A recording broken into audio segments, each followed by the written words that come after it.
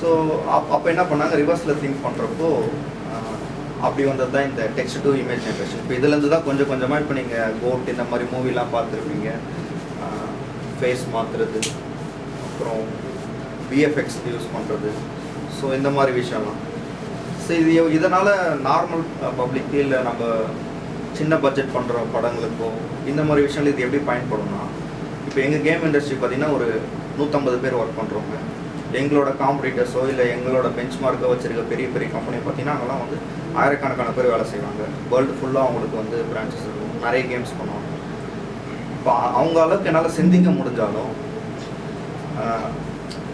அந்த செயல்திறனாக அவங்களோட போட்டி போடுறதுக்கு நான் எதில் கஷ்டப்படுவேன்னா ப்ரொடக்ஷனில் தான்.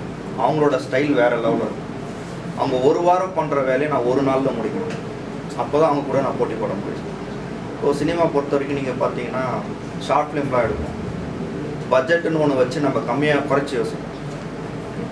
இப்போது இந்த பூமிக்குள்ளே ஒரு கதையை யோசிக்கணும். ஷார்ட் ஃபிலிம் எடுக்கிறவங்க என்ன பண்ணுவாங்க, நான் இப்போ மார்ஸில் வச்சா விஎஃப்எக்ஸ் பண்ணணும், ஏலியன்ஸ் வச்சு பண்ணணும்னா விஎஃப்எக்ஸ் பண்ணணும். ஸோ ஒரு சில வினாடிகள் ஒரு சில நிமிஷத்துக்கே பல லட்சம் செலவு பண்ண வேண்டும். இது வருங்காலத்தில் எப்படி பயன்படும்னா, எப்படி இப்போ நம்ம நார்மல் பீப்புள் வந்து இப்போது ஃபஸ்ட்டு வாட்ஸ்அப் போகிறப்பையோ இல்லை யூடியூப் போகிறப்போவோ பல பேருக்கு அது ஸ்மார்ட் ஃபோன் இல்லாதவங்களுக்கு அதை அச்சீவ் பண்ண முடியாமல் இப்போ எல்லார் கையிலையுமே ஸ்மார்ட் ஃபோன் இருக்குது. ஸோ ஈஸியாக வந்து உங்களோட கற்பனையை வந்து ஒரு ப்ரீ விஷுவலைஸ் பண்ணுறதுக்கு இதை பயன்படுத்தலாம்.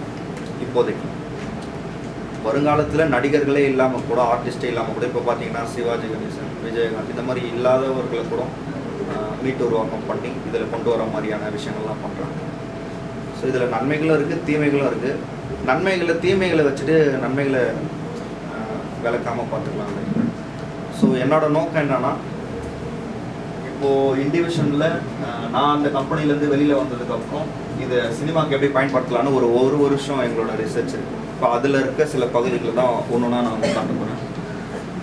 பார்த்தீங்கன்னா இப்போ ப்ரீ விஷுவலில் ஸ்டோரி போர்டு ஒரு முக்கியமான விஷயம். இப்போது கன்வென்ஷனலாக எப்பயுமே பண்ணுறது வந்து பேப்பரில் பண்ணுவோம்.